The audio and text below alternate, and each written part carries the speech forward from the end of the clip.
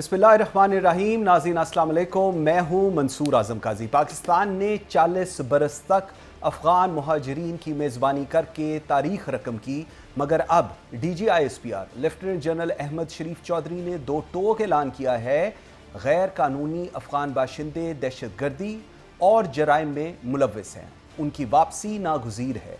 साथ ही भारत की रियासती सरपरस्ती में दहशत गर्दी, कश्मीर में इंसानी हकूक़ की पामाली और अफ़गानिस्तान में अमरीकी हथियारों के इस्तेमाल को पाकिस्तान की सलामती के बड़े ख़तरात करार दिया है। पैगाम वाज़ेह है, रियासत के सिवा कोई जहाद का ऐलान नहीं कर सकता।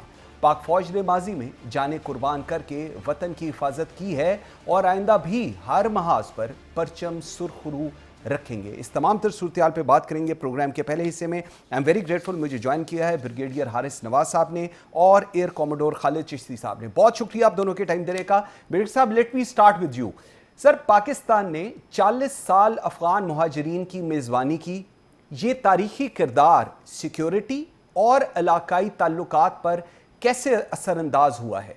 देखिए, पाकिस्तान ने 4 दहाइयों से बिल्कुल हर किस्म के लिहाज से अफ़गान गवर्नमेंट की, अफ़गान भाइयों की बहुत मदद की, उनका साथ दिया और 4 दहाइयों से ये अफ़गान महाजरीन की मेहमानदारी भी कर रहे हैं। इसमें तकरीबन 1.4 मिलियन अफ़गान महाजरीन वो हैं जो United nation Afghanistan Afghan refugees के रजिस्टर्ड हैं जी, और उनको पाकिस्तान अभी भी उसी तरह उनका ख्याल करता है, और जो उनको हम ना भेजना चाहते हैं उनको रखा हुआ है जब तक हमारी प्रॉपर तरीके से मुज़ाकरात नहीं हो जाते हैं। लेकिन वो 1 मिलियन या 1.5 मिलियन वो अफ़गान महाजरीन जो इलीगल हैं, जिनके परमानेंट और जो रेजिडेंस कार्ड वो ख़त्म हो गए हैं जी, पूरे पाकिस्तान में फैले हुए हैं और वो मुख्तलिफ किस्म की क्रिमिनल एक्टिविटीज़ में भी इन्वॉल्व हैं। ठीक, वो इनके जितने दहशतगर्द सहूलतकारी भी करते हैं, इनको रखते भी हैं, इनको गाइड भी करते हैं, it become necessary for them, इनको पाकिस्तान भेजना चाहता है। और देखिए, हम अफ़गानिस्तान से क्या डिमांड करते हैं, एक ही चीज़ हम मांगते हैं कि जो आपने दोहा में अमेरिकन से कमिटमेंट की थी कि आप अपनी सरजमीन किसी टेररिस्ट ऑर्गेनाइजेशन को, किसी मुल्क हमसाया के खिलाफ इस्तेमाल नहीं देंगे, ऑनर इट। हम इसके बदले में कौन कौन सी चीज़ आपकी तो मदद नहीं करते हैं। हम आपको लॉजिस्टिक सपोर्ट देते हैं, हम आपको यूरिया देते हैं, हम आपको गंदम देते हैं, हम आपको चीनी देते हैं, और जो चीज़ आपको चाहिए होती है अफ़गान प्रोजेक्ट की वो आपको देते हैं अनइंटरेस्टेड। True true. लेकिन किसी दुनिया में नहीं होता कि रेफ्यूजीज जो हैं वो पूरे मुल्क में फिरते फिर उनको एक एलोकेटेड जगह होती है, वहाँ पर वो रहते हैं, और वो अफ़गान और यूनाइटेड नेशन जो एक कमिश्नर फाइड रेफ्यूजीज होते हैं वो उनको वहाँ पर उनका ख्याल किया जाता है। हमने वो भी अलाउ किया हुआ है। ठीक, but I think no NF मैं होम मिनिस्टर था कराची सिंध में जी, गवर्नमेंट में, हमने उस वक्त भी डिसाइड किया था, हमने तकरीबन 1.5 लाख या सिंध से भेजे और पंजाब से भी गए, फिर दरमियान में रुक गए।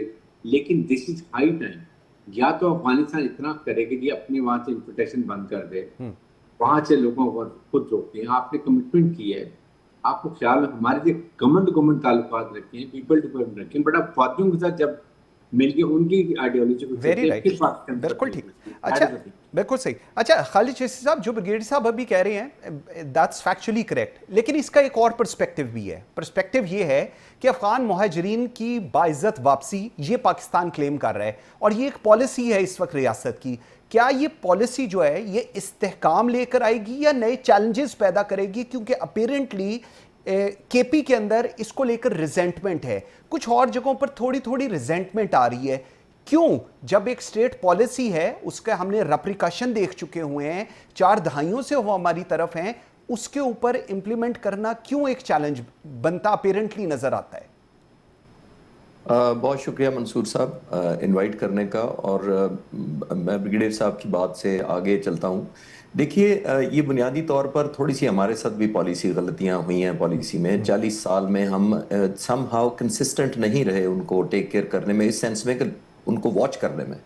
पहले बहुत साल उनको खुली छुट्टी मिली रही, कारोबार हो गए, ट्रांसपोर्ट उनके पास चला गया, उनको स्टेबलाइज होने का मौका दिया गया, उन्होंने यहाँ मैरिजेस कर ली, रिश्तेदारियाँ हो गई। That's 4 decades. ये जो इस वक्त नौजवान नस्ल जिसको हम जिस पे फोकस कर रहे हैं, ये इनको याद नहीं होगा कि ये माइग्रेट करके आए। मैं नौजवानों की बात कर रहा हूँ, ये शायद पैदा भी यहाँ पाकिस्तान में हुए होंगे और फिर डॉक्यूमेंटेशन भी उस तरह की नहीं हुई। तो जब डॉक्यूमेंटेशन नहीं हुई, उन्होंने बिजनेस शुरू कर लिया या उनकी रिश्तेदारियां हो गई, विद इन पाकिस्तानी कम्युनिटी रिश्तेदारियां हो गई, तो ये एलिमेंट ऑफ रेजिस्टेंस है। ये थोड़ा सा इसको ह्यूमैनिटेरियन एंगल से भी देखना चाहिए। हम अगर प्योर फोकस करेंगे लीगल पे या डिप्लोमेटिक पे या पासपोर्ट और वीजे की नजर में, तो वो बिल्कुल ठीक है कि आपके पास डॉक्यूमेंट पूरे नहीं है, आप चले जाएं। लेकिन होता ये है कि हमने देखा होगा कि कुछ अर्सा पॉलिसी बड़ी सख्त हो जाती है, फिर नरम हो जाती है, फिर कोई गवर्नमेंट आ जाती है वो सॉफ्ट हो जाती है, फिर वो इनकरेज करना शुरू कर देते हैं या कम से कम उनको रेजिस्ट नहीं करती है। तो ये रैंडम जब होता आया है, और जब भी फिर जाहिर है कि ऐसी चीज को जो एक आपको प्रिविलेज दिया गया था, जो आपको फैसिलिटेशन किया गया था, ये हर जगह होता है कि फिर लोग उसको राइट समझना शुरू कर लेते हैं। ईरान ने भी आपने नोट किया होगा, ये इस तरह रिफ्यूजीज रखे थे, लेकिन वो कॉर्डन ऑफ रखे थे, वो उन्होंने आइसोलेटेड रखे थे, वे बड़े वॉच थे, अंडर वॉच थे।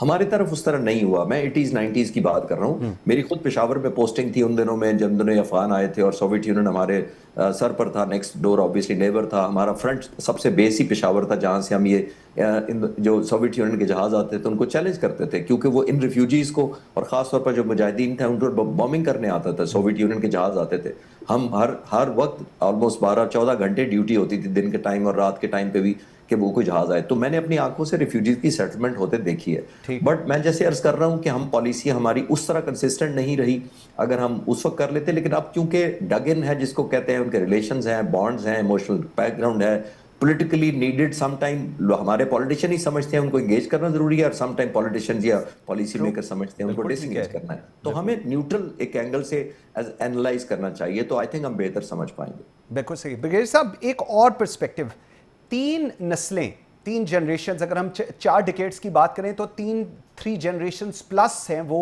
जो पाकिस्तान में बॉर्न हुए, उधर इधर इनका ब्रॉटअप हुआ एंड ऑल दैट। एक ये पर्सपेक्टिव बड़ा इंपॉर्टेंट है। दूसरा पर्सपेक्टिव ये है कि गैर कानूनी अफगान बाशिंदे, उनकी दहशतगर्दी और जराइम में मुलव्वस होने के शवाहिद, इन दोनों को जब आप कंसोलिडेट करते हैं तो फिर किस तरफ आपका रिजल्ट जाता है?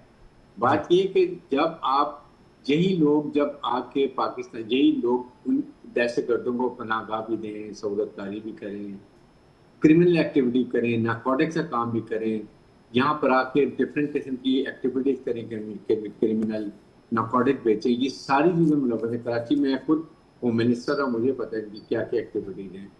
उसके बाद पाकिस्तान के दुश्मनी के अंदर भी ये सब से आगे हैं। आज या इनकी हमदर्दी हो पाकिस्तान से, कोई क्रिकेट मैच हो, आप देखें किस तरह पाकिस्तान लड़े होते हैं। आप दुबई में देख लें, यहाँ देख लें, इंग्लैंड में देख लें, कहीं देखें आप, कहीं तो कोई एक हुकूमती का मुजाहरा करें अगर आप पाकिस्तान में पैदा होंगे। उसके बाद अफगान तालिबान की रिस्पॉन्सिबिलिटी नहीं कि वो पाकिस्तान आए, आके मुज़ाकरात करें, कहेंगे ठीक है बिल्कुल आप पाकिस्तान में इनको रखें, हम आप इनको, हम लीगली इनको ये वापस जाएं और फिर वीजा लेकर आए।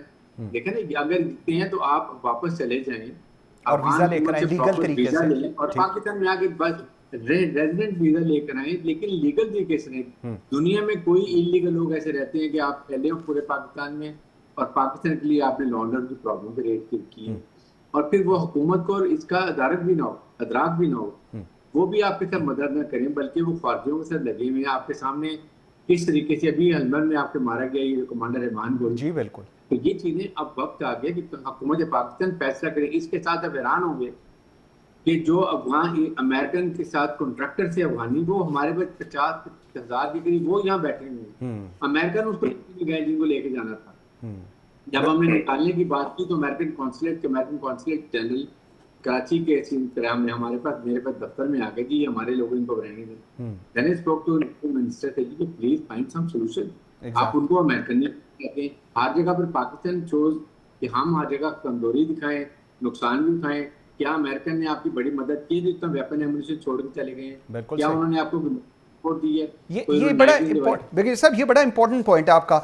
लेकिन अगर इस चीज़ को साहब एक इसमें इसी चीज़ को देखें, बात हो रही है इलीगल इमिग्रेंट्स की, बात हो रही है कि जी उनकी इन्वॉल्वमेंट क्रिमिनल साइड के ऊपर, उनकी इन्वॉल्वमेंट दहशतगर्दी को लेकर। अगर मैं इसको थोड़ा सा टैग अलॉन्ग करूं, बलूचिस्तान में जो भारत की सरगर्मियां हैं, वहाँ पर जो ग्रोह हैं जिनकी सरपरस्ती की जा रही है, उसके वो एक कांस्टेंट थ्रेट है इस वक्त पूरे पाकिस्तान के लिए जो चलता आ रहा है, और उसमें हम देख रहे हैं कहीं ना कहीं इनकी इन्वॉल्वमेंट है। इसको फिर आप किस पे राय में देखेंगे? देखिए मंसूर, देखिए पहला जो मैंने जवाब दिया था उसका वो मैंने किया था प्रॉब्लम का। अब हम बात कर रहे हैं सोल्यूशन की। उसमें ब्रिगेडियर साहब बिल्कुल ठीक कह रहे हैं कि हिंदुस्तान ने बहुत इसको सॉफ्ट वैली समझ के और एक पेनिट्रेटेबल उन्होंने देखा है कि ये एक सॉफ्ट वो लोग हैं जिनके थ्रू कनेक्ट किया जा सकता है, जिनके पास एक्सेस है पाकिस्तान जाने का, उनकी एजेंसीज हैं। कुलभूषण यादव एक बहुत बड़ी मिसाल है, अभी भी जिंदा है। और ये इसमें कोई शक नहीं है कि जो टेररिज्म वाला एलिमेंट है, दहशतगर्दी वाला एलिमेंट है, जो सोल्ड आउट हैं, जो एजेंट्स हैं, जो काम करते हैं, रूथलेस होना चाहिए, एब्सोल्युटली उनको ट्रैक करना चाहिए। और फिर बिल्कुल ठीक कहा ब्रिगेडियर साहब ने कि एटलीस्ट डॉक्यूमेंटेड होना चाहिए जो रह रहे हैं। उसके तो मैं बिल्कुल मुखालिफत नहीं कर रहा। मैं ये कह रहा हूँ कि प्रॉब्लम हमें ये अंडरस्टैंड करना है, अब उसको डॉक्यूमेंट करके कौन कौन जो हमारे एंटी स्टेट एलिमेंट हैं, कौन पीसफुल लोग हैं, जब वो डॉक्यूमेंट हो जाएगा गवर्नमेंट बेहतर नजर रख पाएगी, उनको जाहिर है वॉच कर पाएगी कि कौन लोग इन्फिल्ट्रेट नेगेटिवली कर रहे हैं। हिंदुस्तान के लिए तो बहुत आसान हो जाता है ना ऐसे लोगों की यहाँ मौजूदगी होना, क्योंकि उसके पास वेस्टर्न हमारे दोनों जो बॉर्डर हैं वो उस तरह रिलेटिवली सिक्योर नहीं है या निस्बतन ज्यादा पोरस हैं, तो वहां से पेनिट्रेट करना, अपने एजेंट्स को करना, ये तो एब्सोल्युटली उनको हैवी हैंड होना चाहिए, बिल्कुल कोई शक नहीं है। बट फिर हमें consistently one time operation clean up कर देना चाहिए। मैं ये कह रहा था कि हम ओवर ए पीरियड ऑफ 40 साल में कई दफा मैंने सुना इस सर्विस में रहते हुए भी कि हम अब फोकस करने लगे हैं, लेकिन मुझे लगता है फिर गवर्नमेंट की प्रायोरिटी मैं टू एंड फ्रो चल रही थी। बिल्कुल ठीक कह रहे हैं, ऐसा ही है। अच्छा भाई साहब, एक और भी बात की DGISPR ने, उन्होंने कहा मसला कश्मीर पर आलमी सालसी पाकिस्तान की अगर हम सलामती के नुक्ता नज़र से ये कितना ज़रूरी है इस वक्त, क्योंकि सूरत हाल हम जितना मर्जी कोशिश करें, कश्मीर वाला मसला अभी तक उससे ज़्यादा एग्रीवेट हुआ है, कम नहीं हुआ। इसको आप कैसे देख रहे हैं? देखें, बनियान महसूस के बाद, मार्के हक के बाद, जिस तरह पाकिस्तान है emerged as a very strong military power, और हमने ये दुनिया को बता दिया कि we are very responsible mature nuclear state with professional and battle hard arm forces. ये इसको चाहे हमारी एयर फोर्स ने देख ले क्या कमाल किया, हमारी ग्राउंड फोर्सेस ने कर किया, our navy were always well prepared, और उन्होंने भी उनको थोड़ा पीछे कर धकेल के रखा।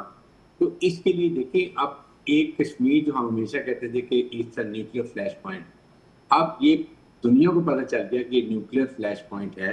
दो न्यूक्लियर पॉइंट जो मुल्क है उन्हें झगड़ा ही है।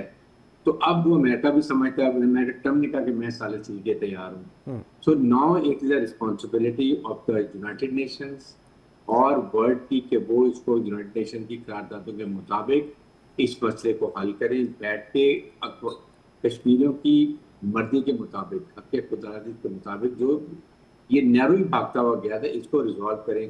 अदरवाइज ये देखें, जब दो न्यूक्लियर पावर की लड़ाई होती है ना, तो इसकी लड़ाई के डायनामिक्स का किसी को नहीं पता है कि एंड कहाँ होगा। बिल्कुल ठीक। और उससे इस खत्ते में क्या नुकसान होगा और पूरे ग्लोबल का क्या नुकसान होगा। ये पाकिस्तान इस वक्त इस पोजीशन में है कि अमेरिकन को, यूनाइटेड नेशन को, यूरोप को बता सके कि ये देखें, ये बहुत खतरनाक इशू है, इसको रिजॉल्व करें यूनाइटेड नेशन की करारदाद के मुताबिक। और ये अनफिनिश्ड एजेंडा जो है वो है बरतानिया को, तो बरतानिया को भी बताना चाहिए। It is very important. और साथ ही साथ आई स्ट्रांगली फील कि गुलबचन यादव को अब इसकी सजाए मौत को एग्जीक्यूट करें। बिल्कुल ठीक है। We are in a very strong position. इसका बॉडी पार्ट देखें, तभी इंडिया को पता चलेगा, आइंदा लोगों को वहाँ के कि आप आइंदा को यहाँ पकड़ा जाएगा, उसका ये अंजाम होगा।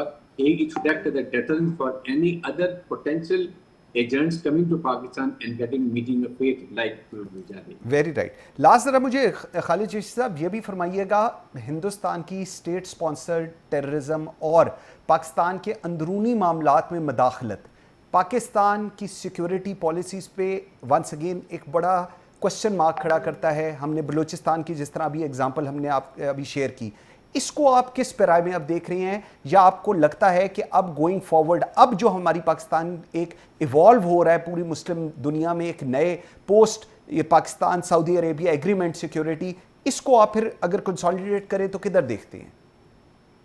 देखिए, जब ये मई का जो मार्का अल्हम्दुलिल्लाह हमने लड़ा और जब वो बंद हो गया था कामयाबी पर, तो बहुत सारे चैनल्स और आप जैसे जो एनालिस्ट थे वो मुझसे यही सवाल करते थे। तो मैं उनसे अर्ज करता था कि हिंदुस्तान के पास अब चॉइस सिवाय प्रॉक्सी वॉर के नहीं है। और प्रॉक्सी वॉर इसलिए नहीं है कि उन्होंने हवा में आकर देख लिया कितनी बुरी तरह से मार पड़ी, ज़मीन पर भी खास हिम्मत नहीं उनकी, समंदरों में तो बिल्कुल ही नहीं हुई उनकी, आपने देख लिया। تو اتنا بفٹنگ جواب دینے کے بعد وہ کوئی نیو نارمل ہمارے لیے سیٹ نہیں کر سکے. انہوں نے اپنا کچھ تو بیچنا ہے لوگوں کو کہ ٹیک ہوم کیا ہے, ہم نے جنگ کیوں شروع کی تھی, ہمارا وار آبجیکٹو کیا تھا.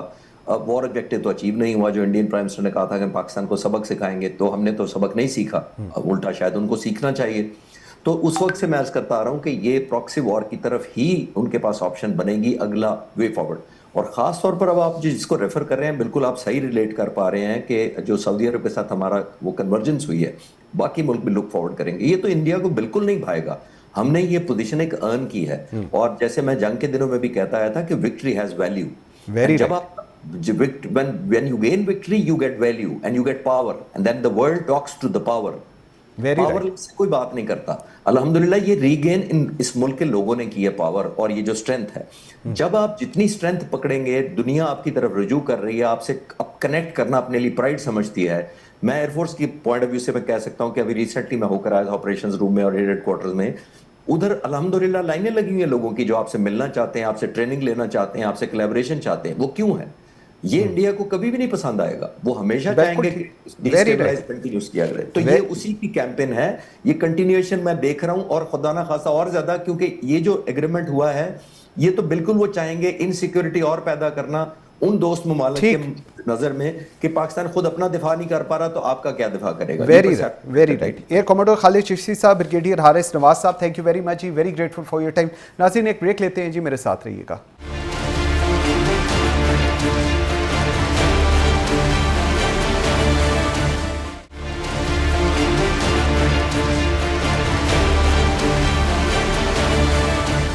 Welcome back after the break جی. ناظرین, عالمی سیاست کی اس پیچیدہ شطرنج میں بھارت کے لیے ایک بڑا دھچکا سامنے آیا ہے. امریکی صدر ڈونلڈ ٹرمپ نے ایران کی چابہار بندرگاہ میں بھارت کو دی گئی رعایت واپس لے لی ہے. یہ رعایت 2018 میں افغانستان اور وسطی ایشیا تک بھارت کی رسائی کے لیے دی گئی تھی, لیکن اب واشنگٹن نے یہ رستہ بند کر کے نئی دہلی کو مشکل میں ڈال دیا ہے. چابہار بھارت کے لیے صرف ایک تجارتی منصوبہ نہیں, بلکہ یہ پاکستان کو بائی پاس کر کے افغانستان اور وسط ایشیا تک رسائی کی حکمت عملی کا مرکز تھا. اب امریکہ کے فیصلے کے بعد بھارت کو اپنی خارجہ پالیسی, دفاعی حکمت عملی اور علاقائی اثر و رسوخ سب پر از سر نو سوچنا ہوگا.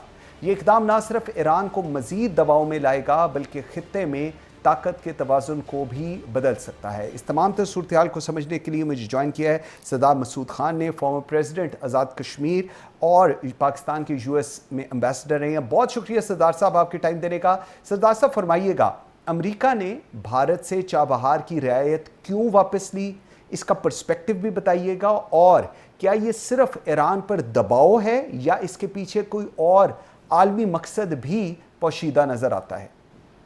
یہ ایران اور بھارت کے دونوں کے اوپر جو ہے دباؤ ہے, یعنی یہ صرف جو ہے ایران کے اوپر نہیں ہے, کیونکہ ایک طرف جو ہے بھارت جو ہے وہ امریکہ کو اپنا اسٹریٹجک پارٹنر کہہ رہا تھا, اور دوسری طرف جو ہے امریکہ کے ڈکلیئر دشمنوں کے ساتھ اس کے رابطے تھے, ایک ایران کے ساتھ اور دوسرا جو ہے رشین فیڈریشن کے ساتھ. رشین فیڈریشن سے اس نے, آپ کو یاد ہوگا کہ اس نے S-400 جو ایئر ڈیفنس سسٹم خریدا تھا, جو کہتے ہیں کہ دنیا کا مہنگا ترین اور بہت ہی مؤثر ترین نظام ہے, جو مارکہ حق کے دوران بیکار ثابت ہوا.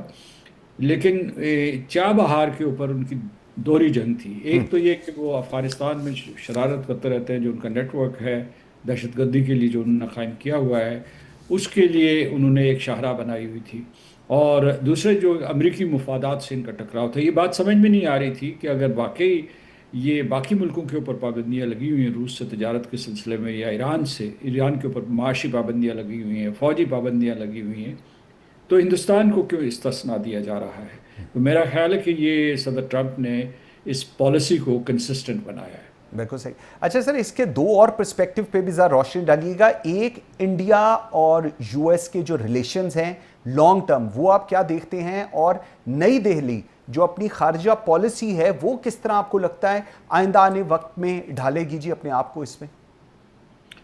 دیکھیے, اس وقت تو بھوچال کی ایک کیفیت ہے, کیونکہ امریکہ کی طرف سے شدید رد عمل آیا ہے. مارکہ حق کے بعد آپ نے دیکھا ہوگا کہ کس طریقے سے تیزی سے امریکہ اور بھارت کے تعلقات تنزل کا شکار ہوئے, اور بھارت سر پٹا کر چین کے پاس گیا اور روس کے ساتھ اس نے جو ہے پینگا بڑھانا شروع کر دیا، اگرچہ ان کا پہلے سے بھی بہت مضبوط پارٹنر ہے، جس سے دنیا کو سگنل یہ گیا کہ بھارت جو ہے، ویسے تو بڑے بڑے دعوے کر رہے تھے لیکن وہ دنیا میں تنہا ہیں، خاص طور سے جو اعلیٰ سطحی سیاست ہے، جو بین الاقوامی اعلیٰ سطحی سیاست ہے، اس میں تنہا ہیں اور ان کو کوئی سمت نہیں نظر آ رہی، انہیں یہ نہیں معلوم کہ اس وقت ان کے ساتھ کون سا حلیف کھڑا ہے اور امریکہ کھڑا ہے یا نہیں کھڑا نہیں ہے۔ کھڑا، ٹھیک۔ تو ایک تو یہ اس کی بات تھی، دوسری یہ تھی کہ جو پورے کا پورا جو یہاں خطہ ہے، اس میں پوری صورتحال تبدیل ہو رہی ہے۔ آپ کو پتہ ہے کہ سعودی عرب اور پاکستان نے ایک اسٹریٹجک میوچل ڈیفنس معاہدہ کیا ہے، اس معاہدے کی وجہ سے یہ پتہ چلا ہے کہ ہندوستانی یہ سوچ رہے تھے کہ شاید امریکہ کی طرف سے کسی قسم کی کوئی برہمی کا اظہار ہوگا، وہ بھی نہیں ہوا، اور یہ پاکستان کی ہندوستان کے خلاف چوتھی فتح تھی مارکہ حق کے بعد۔ مارکہ حق میں عسکری برتری رہی اور سفارتی محاذ پہ پاکستان کو کئی کامیابیاں ہوئیں، صرف جو ہے چین اور امریکہ کے حوالے سے نہیں، اور بھی جگہوں پہ خلیجی ریاستوں کے حوالے سے یا افغانستان کے حوالے سے، وہ اگرچہ وہ بہت ٹرانزینٹ تھی، اور بنگلہ دیش کے حوالے سے، اور پھر جو ہے یعنی ہمارے ابلاغ عامہ کا، ذرائع ابلاغ عامہ کا جی پلڑا بھاری رہا بھارت کے اوپر۔ بھارت کے جو ہے میڈیا نے بہت من گھڑت کہانیاں جنگ کے بارے میں، امریکہ کے ساتھ جو ہے بہت گستاخی کی، اور اس کے بعد اس کو بہت ہرزہ سرائی کی امریکہ کے خلاف، اور اب جو ہے یہ ایک قسم کا جو اسٹریٹجک بریک تھرو ہوا ہے جو سعودی عرب اور پاکستان کے درمیان معاہدے کی شکل میں، اس کی وجہ سے بھارت کو شدید نقصانات پہنچے ہیں۔ بالکل صحیح۔ اچھا سر، ایک تو عالمی دباؤ ہے، ہم وہ بھی دیکھ رہے ہیں، اس کے بعد ہم انٹرنلی اگر بھارت کی بات کریں تو وہاں پر یہ بھی ڈسکشن بڑی ہاٹ ہے کہ جی چابہار صوبے کو کیسے آگے بڑھایا جا سکتا ہے۔ اس پوری صورتحال کو آپ کیسے دیکھ رہے ہیں، کیونکہ اس میں علاقائی ہو یا عالمی رکاوٹیں ہوں وہ بھی سامنے ہیں، یہ آپ کیسے دیکھتے ہیں اس پوری سچویشن کو؟ دیکھیے، چابہار بڑے عرصے پہلے شروع ہوا تھا، اور اس میں جو ہے جو تکمیل کے مرحلے ہیں وہ بہت سست روی کا شکار تھے۔ اس میں پتہ نہیں بھارت کی دلچسپی کی کمی تھی یا کوئی رکاوٹیں تھیں، کیونکہ جو ہے جو چینی جب بندرگاہیں بنانے پہ آتے ہیں تو اس میں آپ گوادر کا بھی دیکھ لیں تو 5-6 سال میں انہیں بنا ڈالتے ہیں، یعنی بنیادی کام ہو سکتا ہے اور ہو جاتا ہے، لیکن بھارت کے جو مقاصد تھے وہ اصل میں پاکستان دشمن مقاصد تھے، اور اس کے علاوہ یہ کہ وہ راہداری چاہتا تھا کہ سیدھے جو ہے کسی طریقے سے وسطی ایشیا پہنچے اور وہاں سے رشین فیڈریشن کے ساتھ اپنے تعلقات قائم کرے اس سڑک، اس شاہراہ کے ذریعے۔ تو اس لیے چابہار میں اس کے مقاصد برے طریقے سے ناکام ہوئے۔ چابہار کی ایک اور بات جو تھی وہ یہ تھی کہ وہاں ہندوستان کا سب سے بڑا نیٹ ورک قائم ہو رہا تھا، جس نے ایران کے اوپر بھی نشانہ باندھا۔ یہ جو ایران اور اسرائیل کی جنگ تھی اس میں یہ بے نقاب ہو گئے، کیونکہ ان کے جو اسپائز تھے، اسپائز کا نیٹ ورک تھا، وہ وہاں موساد کے ساتھ ہم بستر پایا گیا، اور اسی طریقے سے پھر جو ہے اور بھی جو ہے وہ جو ہمارے خلاف استعمال کرنا چاہتا تھا جس پورے نیٹ ورک کو، وہ بھی بے نقاب ہو گیا تھا۔ تو اس وجہ سے ان کے مقاصد محدود تھے اور ان کو شکست ہوئی ہے۔ امریکہ کی ایک یہ دوہری پالیسی تھی کہ باقی ممالک کے لیے سزا، ہندوستان کے لیے جزا، وہ چابہار ہو یا اس کے علاوہ S-400 ہوں۔ تو اس لیے یہ ہے کہ میں سمجھتا ہوں کہ یہ بڑا صائب اور درست فیصلہ کیا گیا ہے۔ بالکل سر، جس طرح چابہار کو استعمال کیا گیا اور اس پر اب امریکی پابندیاں، بھارت کے یہ جو دفاعی اور سیکیورٹی حکمت عملی ہے، اس کو آپ کیسے ڈاؤن دا روڈ اثر انداز ہوتے دیکھ رہے ہیں پھر؟ دیکھیے، وہاں ایک ہی سوچ تھی کہ ملک کے اندر دہشت گردی اور انتہا پسندی کو فروغ دینا، اور وہ بھی ہندوتوا کے ذریعے، اور وہ ہندوتوا جو ہے اس کی مالا جھپنے لگے۔ ان کے جو نیتا تھے، ان کی کابینہ تھی، اس کے علاوہ راشٹریہ سوائم سیوک سنگھ تھی، پھر جو ان کی ذیلی تنظیمیں تھیں، ان سب نے یہی کہا کہ مسلمانوں کو مارو اور کشمیر کے اوپر ظلم کرو، کشمیر کو ضم کر دو ہندوستان کے ساتھ مصنوعی طور پر۔ تو اور جو بیرونی ان کی پالیسی تھی، یعنی میں سمجھتا ہوں کہ جب آپ سیکیورٹی کے خواہاں ہیں، بین الاقوامی سطح پہ سیکیورٹی کے یا علاقائی سیکیورٹی کے لیے، علاقائی سلامتی کے لیے اور استحکام کے لیے، تو آپ کے اندرونی حالات بھی صحیح ہونے چاہیے۔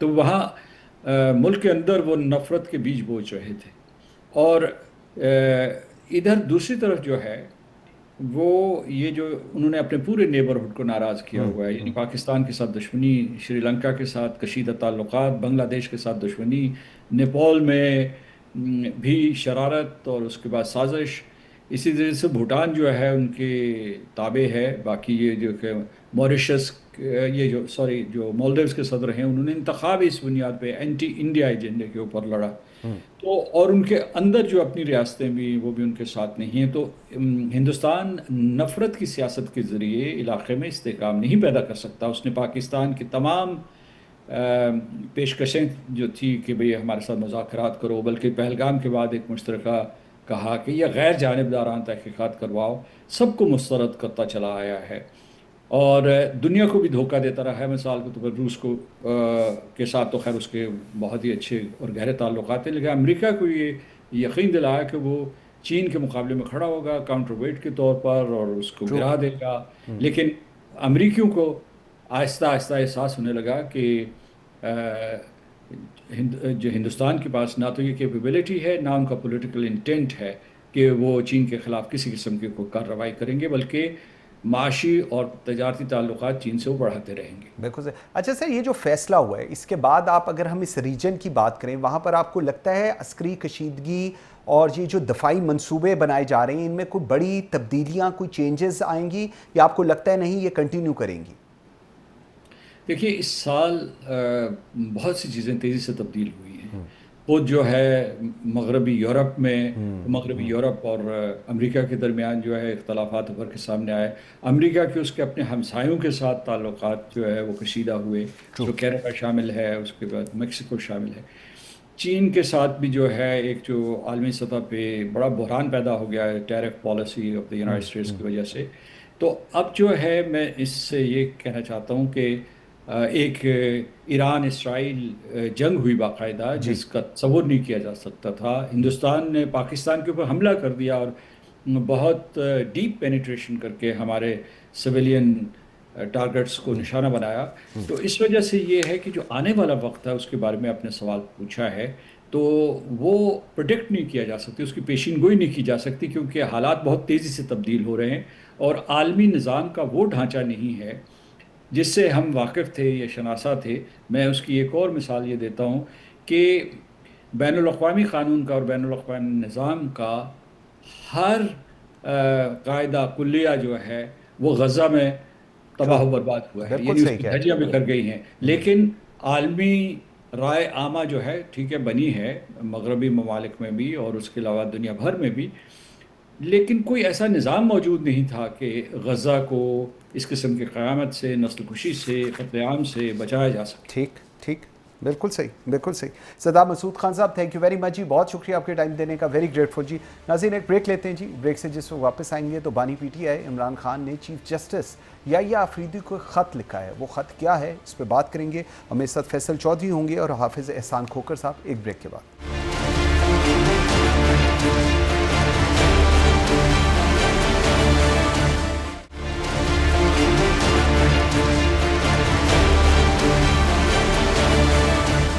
Welcome back after the break جی۔ ناظرین، پاکستان تحریک انصاف کے بانی عمران خان نے چیف جسٹس یحییٰ آفریدی کو خط میں اپنے اور اہلیہ بشریٰ بی بی کے ساتھ روا رکھے گئے سلوک کو انسانی حقوق اور انصاف کی سنگین خلاف ورزی قرار دیا ہے۔ انہوں نے کہا ہے کہ وہ سپریم کورٹ سے صرف 31 کلومیٹر دور ہونے کے باوجود 772 دنوں سے قید تنہائی میں ہیں، بیٹوں سے رابطے کے حق سے محروم ہیں اور اہلیہ کو طبی سہولت نہیں دی جا رہی، جسے انہوں نے نفسیاتی تشدد کہا ہے۔ عمران خان نے ذوالفقار علی بھٹو کیس کا حوالہ دیتے ہوئے کہا ہے کہ تاخیر سے انصاف نہیں ہوتا اور جسٹس سے مطالبہ کیا ہے کہ ان کے مقدمات کی فوری سماعت کی جائے، بشریٰ بی بی کو علاج کی سہولت مہیا کی جائے اور عوام کو یقین دلایا جائے کہ سپریم کورٹ انصاف کی آخری پناہ گاہ ہے۔ اس تمام تر صورتحال پہ بات کرنے کے لیے مجھے جوائن کیا ہے حافظ احسان کھوکھر نے، ماہر قانون ہیں، اور فیصل چودھری صاحب نے، once again very well renowned legal expert. بہت شکریہ آپ دونوں کے ٹائم دینے کا۔ کھوکھر صاحب، let me start with you. Khan صاحب نے کہا ہے کہ وہ 772 دنوں سے कैद तन्हाई में हैं। क्या ये आइन के आर्टिकल 9 जो ज़िंदगी और आज़ादी की शुनीद देता है और आर्टिकल 10A जो फेयर ट्रायल की बात करता है कि खुल्लम खुला खिलाफ वर्जी नहीं है? बिस्मिल्लाह साहब, एक तो बात यह है कि पाकिस्तान की जो सुप्रीम कोर्ट है उसके पास इस तरह के जो लेटर्स हैं 26वीं आईनी तरमीम के बाद पाकिस्तान के सुप्रीम कोर्ट के चीफ जस्टिस के पास इस किस्म का कोई इख्तियार नहीं है। ये अल्टीमेटली अगर आपने कोई पिटीशन फाइल करनी है तो एक कॉन्स्टिट्यूशनल बेंच के सामने जाएगी। दूसरा ये है कि अगर आप पाकिस्तान की जुडिशरी के अंदर रिलीफ लेने आते हैं तो फिर आपको अपनी पॉलिटिकल डायकोटमी से निकलना पड़ेगा। एक तरफ आप पाकिस्तान की जुडिशरी जो है, जो उसके चीफ जस्टिस जो 26वीं आईनी तरमीम के नीचे काम कर रहे हैं, आप 26वीं आईनी तरमीम को भी नहीं मानते, उसके नीचे जो सारा मैकेनिज्म बना है उसको भी नहीं मानते, हालांकि आप उस प्रोसेस का हिस्सा थे। या अब भी जो भी चीज़ें होती हैं आर्टिकल 175A के नीचे जाके पीटीआई उसका हिस्सा है, लेकिन उसके बावजूद जो है पाकिस्तान के जुडिशल सिस्टम को या पाकिस्तान की सुपीरियर जुडिशरी को टारगेट किया जा रहा है। लेकिन इसके साथ साथ इम्पोर्टेंट ये है कि इसमें दो राय कोई नहीं है कि अगर कोई भी मुलजम जो है या उसका या मुजरम का ट्रायल या अपील किसी जगह चल रही है, अगर वो कॉन्विक्ट हो गया, उसकी अपील का इशू है, तो उसको एट अर्लीस्ट जो है उसे सुना जाना चाहिए और उसके ऊपर एक जो भी लॉ के मुताबिक है उसको फैसला कर देना चाहिए। और इससे पहले भी बहुत सारे ऐसे केसेस हैं जो फॉर्मर प्राइम मिनिस्टर के आउट ऑफ टर्न जो है वो आपको इस्लामाबाद हाई कोर्ट के अंदर नजर आएंगे, चाहे सस्पेंशन के केसेस आए जिसके अंदर आपका तोशाखाना वाले हैं, या उसके बाद साइफर का केस है जिसका अपील का भी फैसला हो गया। हालांकि हमारे मुल्क के अंदर एक लंबी क्यू है जो 5 से 10 साल तक आपकी बारी जो है वो हाई कोर्ट या सुप्रीम कोर्ट में नहीं आती।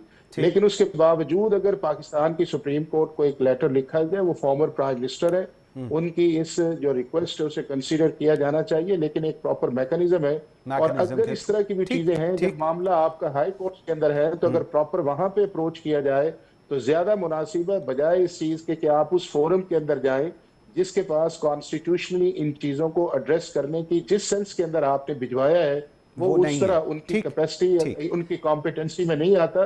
तो मेरा ख्याल है कि लीगल स्ट्रेटेजी का भी इशू है और उसके साथ साथ एक पॉलिटिकल स्ट्रेटेजी जो है उसके ऊपर चूंकि ज्यादा जाया जा रहा है, इसलिए पॉइंट आ गया। जो है बिल्कुल ठीक है, मीडिया हाइप के अंदर नजर आ रही है। फैसल चॉइस साहब, एक तो आई रियली वांट कि आप खोखर साहब का रिस्पॉन्ड कीजिएगा, इसके साथ बताइएगा कमरे को 9x11 के पिंजरे में बदलने का इल्जाम लगाया जा रहा है, जेल मैनुअल क्या कहता है, बुनियादी हकूक क्या कहते हैं, इस सारी सिचुएशन को लेकर जो इमरान खान साहब ने चीफ जस्टिस को खत लिखा है?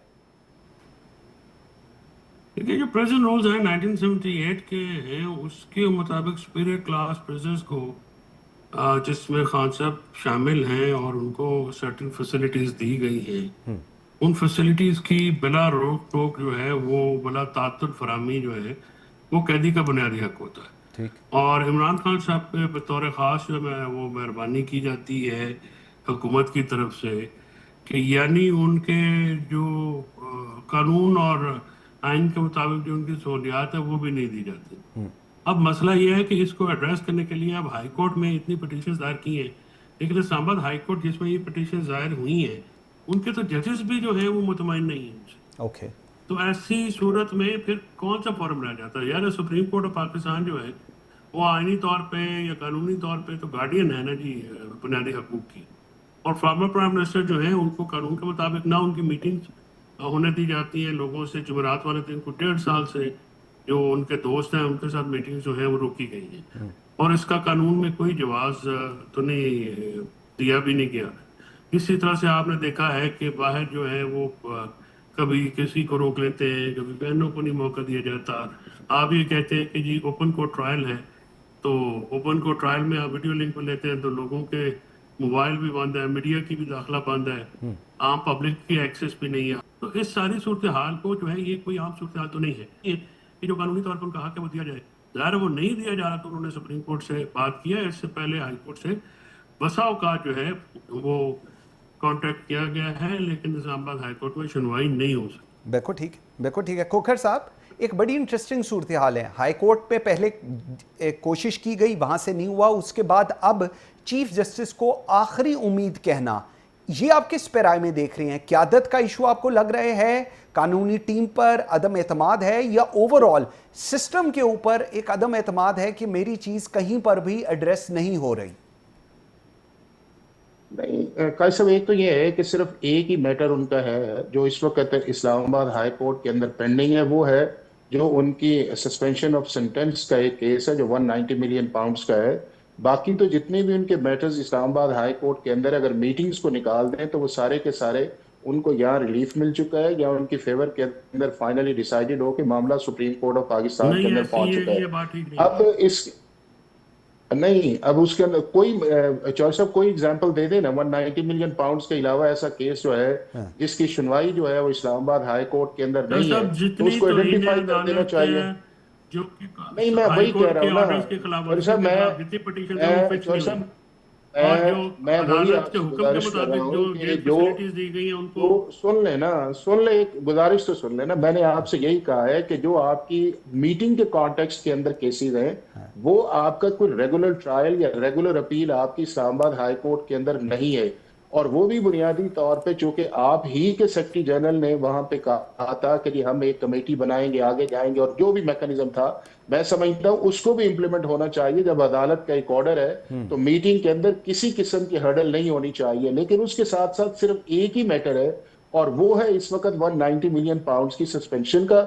उसके ऊपर पिछले दिनों भी एक हेयरिंग उसके अंदर आई है, तो मैं ये समझता हूँ कि और उसमें भी ये है कि जब आप ये बात करते हैं तो ना तो आप फिर ये कहते हैं कि इस्लामाबाद हाई कोर्ट के चीफ जस्टिस को भी नहीं मानते, वो जो प्रोसीडिंग कर रहा है हम उसको भी नहीं मानते। उसके बाद ये है कि जब ट्रायल आगे, वो केस जब आगे जाता है तो आप देखें कि किस तरह जो है नारे लगाए जाते हैं। जो कल इस्लामाबाद हाई कोर्ट के अंदर आया है, क्या इस्लामाबाद हाई कोर्ट की उसके अंदर जिस तरह एक रिस्पेक्ट होनी चाहिए क्या उसको मेंटेन रखा गया है? तो फिर आपकी हॉस्टिलिटी भी जो है वो इंस्टीट्यूशन के खिलाफ है या चीफ जस्टिस के खिलाफ है, और फिर आप उसके अंदर आप रिलीफ भी मांगते हैं। तो मेरा ये ख्याल ये है कि ये जरा थोड़ा सा मुश्किल है, और उसके अंदर चूंकि स्पेस जो बनती नहीं थी तो उस स्पेस के लिए चीफ जस्टिस ऑफ पाकिस्तान के पास आगे भी इन्होंने एक अटेम्प्ट की थी जिसके ऊपर उस वक्त जस्टिस मंसूर शाह साहब के पास एक्टिंग चार्ज था।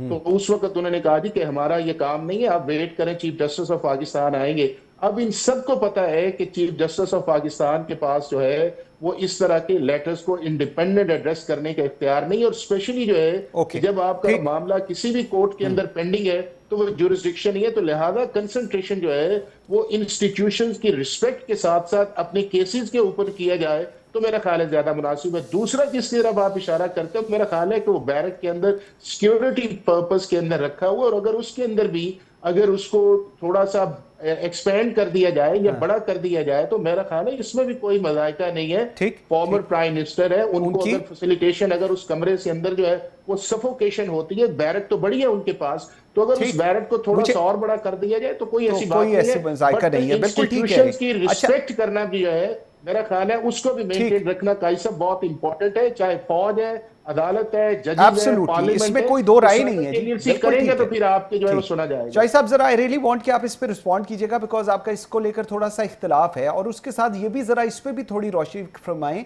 जब ये खत लिखा जा रहा है, खत एड्रेस वहां पर शायद उस पर्सपेक्टिव में नहीं किया जा सकता जिसमें खान साहब क्लियरली बता रहे हैं कि 31 किलोमीटर मैं दूर हूं, इसके बावजूद 772 दिनों से कायदे तन्हाई में हूं।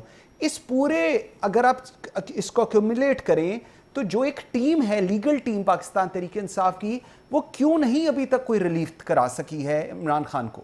क्या करे, जो सलमान सफदर वगैरह हैं वो तो लगे हुए हैं अपने 300 केसेस तो लड़े हैं, लेकिन बाकी जो पॉलिटिकल हिकमत अमली कोई नहीं है ना। वो तो अभी जो बात कर रहे हैं खोकर साहब, वो बात रिकॉर्ड ठीक नहीं है।